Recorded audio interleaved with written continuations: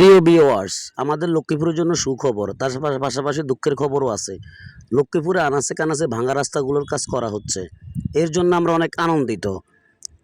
রাস্তার কাজ করা হয় ঠিকই, কিন্তু দুঃখের কথা হলো রাস্তার পাকা রোডগুলো ভেঙে ইটে সোলিং করা হচ্ছে। রাস্তাটি হচ্ছে মেঘনা রোড থেকে বেড়িমাথা থেকে শুরু করে মেন রাস্তা পর্যন্ত। এই রাস্তার পাশে একটি সরকারি প্রতিষ্ঠান আনসার ক্যাম্প এবং একটি সরকারি প্রাইমারি স্কুল অবস্থিত। প্রতিদিন হাজার হাজার গাড়ি যাতায়াত করছে এই রাস্তাটা দিয়ে। লক্ষ্মীপুর মেইন রাস্তার সঙ্গে সংযুক্ত এই রাস্তাটি। ফাঁকা রাস্তা ভেঙে ইটের সোলিং। রাস্তা কতটুকু টেকসই হবে, রাস্তার কতটুকু গুণগত মান বজায় রাখবে, আপনাদের কাছে আমাদের প্রশ্ন।